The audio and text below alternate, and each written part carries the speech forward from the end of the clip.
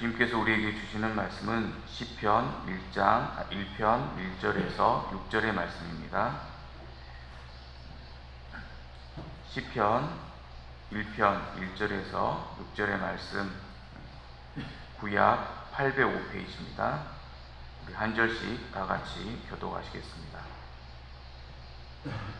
복 있는 사람은 악인들의 꾀를 따르지 아니하며 죄인들의 길에 서지 아니하며 오만한 자들의 자리에 앉지 아니하고 여호와의 율법을 즐거워하여 그의 율법을 주야로 묵상하는도다.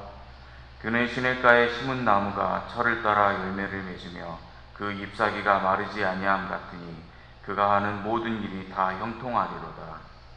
악인들은 그렇지 아니하며 오직 바람에 나는 겨와 같도다. 그러므로 악인들은 심판을 견디지 못하며 죄인들이 의인들의 모임에 들지 못하리로다. 무릇 의인들의 길은 여호와께서 인정하시나 악인들의 길은 망하리로다. 아멘. 샬롬. 하나님의 평강이 이 시간 여러분과 함께 하시길 바랍니다. 시편 1편은 우리가 너무나 잘 아는 말씀입니다.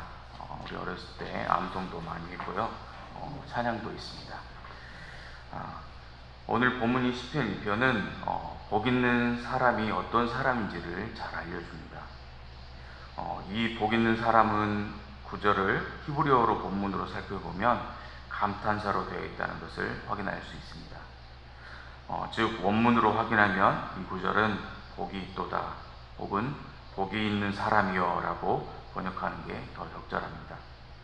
그리고 이어지는 내용은 복 있는 사람이 살아가는 삶의 방식을 설명합니다.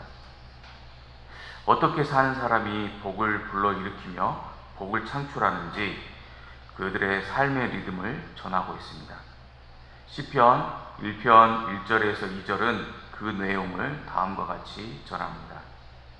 복 있는 사람은 악인들의 꾀를 따르지 아니하며 죄인들의 길에 서지 아니하며 오만한 자들의 자리에 앉지 아니하고 오직 여호와의 율법을 즐거워하여 그의 율법을 주야로 묵상하는도다. 성경은 분명히 전합니다. 복 있는 사람이 어떤 사람인지, 돈이 많은 사람이 복이 있다거나 건강한 사람이 복 있는 사람이라거나 높은 자리에 올라가는 사람이 복 있는 사람이라고 말하지 않습니다. 도리어 복 있는 사람은 어떻게 살아가는 사람인지를, 어떻게 해서 복을 창출하는지를 이야기합니다. 그런 뒤 그와 같은 삶을 살아가는 사람들이 어떤 결실을 맺는가를 덧붙이고 있습니다. 시편 1편 3절 말씀입니다. 그는 시냇가에 심은 나무가 철을 따라 열매를 맺으며 그 잎사귀가 마르지 아니함 같으니 그가 하는 모든 일이 다 형통하리로다. 구체적으로 어떤 복을 받는 것인지는 성경은 말하지 않습니다. 장수의 복을 받는다거나 재물의 복, 건강의 복, 자손 번창의 복을 받는다는 이야기를 하지 않습니다. 하나의 비유로 복 받는 삶이 어떤 삶인지를 전할 뿐입니다. 복 있는 자의 삶은 시냇가에 심은 나무가 철을 따라 열매를 맺으며 잎사귀가 마르지 않는 것과 같이 번성의 복을 누리는 삶이라고 말합니다. 우리가 바라는 복이 무엇입니까? 2002년 올 한 해를 시작하면서 여러분은 주님께 간구하는 기도의 제목은 무엇이었나요? 높은 자리에 올라가게 해달라고 기도하셨습니까? 그런데 올라갔다 떨어지면 어떻게 하시겠습니까?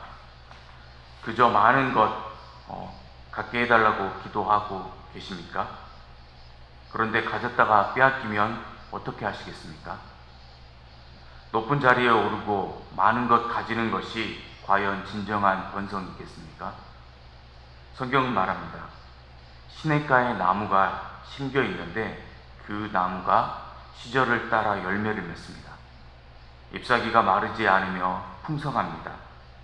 이것이 바로 번성이자 권영이라고 말합니다. 한번 생각해 볼까요? 나무의 종류에 따라서 각 각각 열매가 맺힐 것입니다. 큰 열매만 맺히는 것이 성공이 아닙니다. 각 나무에 맞는 적절한 열매가 맺히는 것이 성공이자 번영입니다. 작은 열매를 맺을 수도 있고 많은 열매를 맺을 수도 있으며 또 큰 열매 하나만 맺을 수도 있습니다. 각 나무의 몫이 다 다른 것입니다. 각 나무의 시절과 때에 따라 열매가 맺히는 것이 참 번영이고 성공이라는 말씀입니다.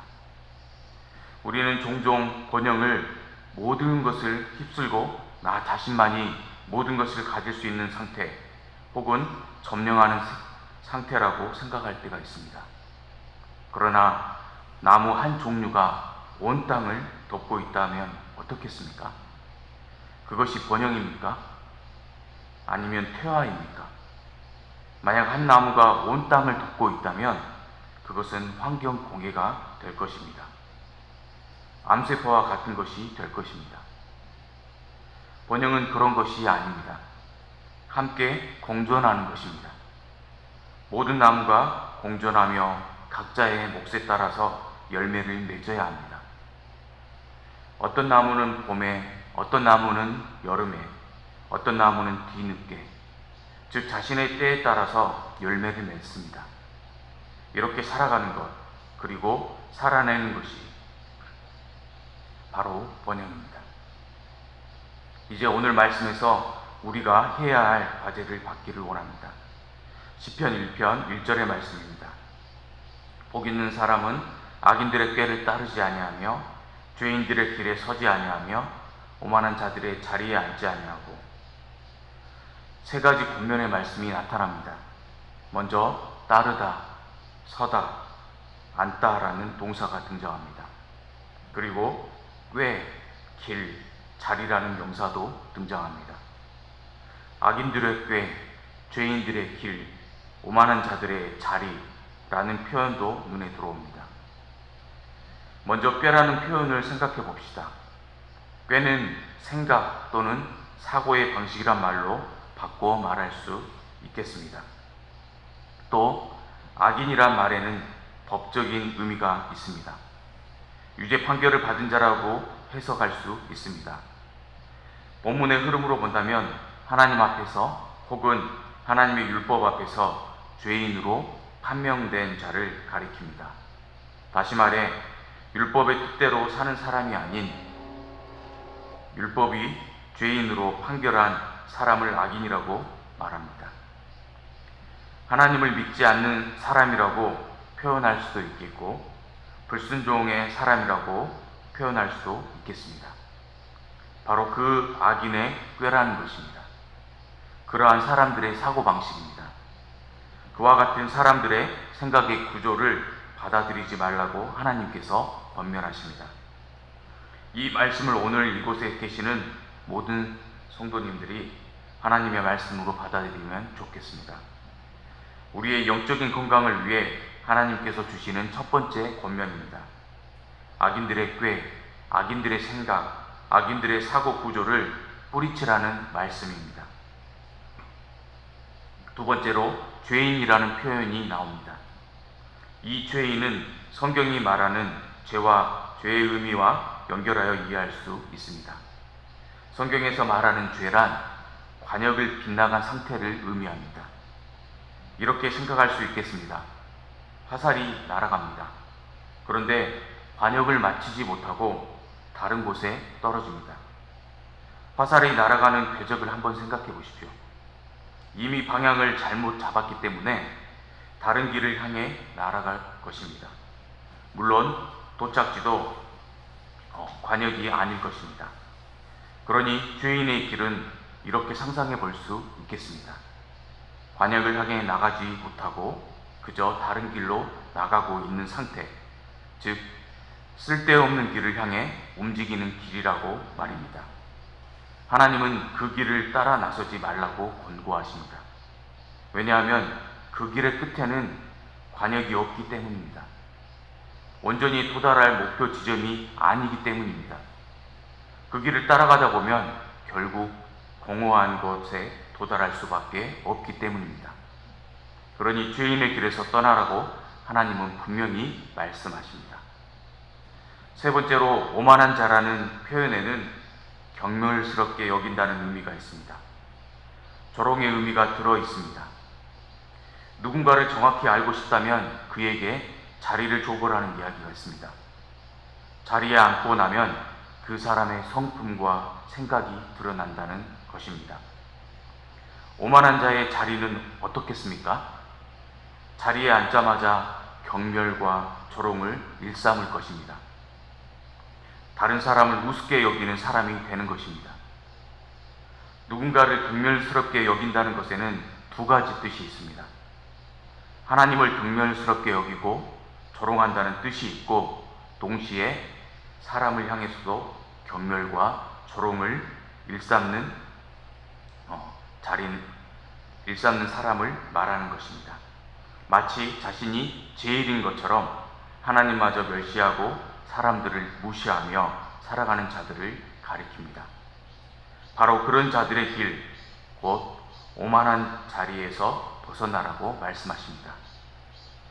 우리의 영적인 건강을 위해 하나님의 처방입니다. 그리고 그 말씀은 자연스럽게 다음과 같이 이어집니다.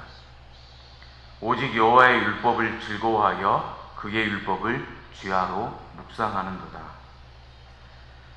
성도 여러분, 여러분께 권면합니다. 하나님의 율법, 주님의 말씀 앞으로 나오시기를 바랍니다. 그 말씀 안에 우리를 건강하게 하는 비결이 담겨 있습니다. 그 모든 방법과 내용이 들어 있습니다. 우리의 사업을 번창하게 하며 의미 있게 하는 방법이 성경에 있습니다. 우리의 영적인 건강을 아름답게 하는 비결이 성경에 숨겨져 있습니다. 가정을 아름답게 하며 우리의 삶을 풍요롭게 하는 모든 방법이 이 말씀 안에 숨겨져 있습니다. 그러므로 성도 여러분에게 부탁합니다. 주님의 말씀 앞으로 가까이 나오십시오. 주님의 말씀을 붙잡고 우리의 인생을 멋지게 살아보지 않겠습니까? 그 안에 복을 만들 수 있는 많은 방법이 담겨져 있습니다. 복된 삶의 매뉴얼이 이 말씀 안에 들어 있습니다. 열심히 살아가다 보면 마침내 주님께서 주시는 복을 경험하게 될 것입니다.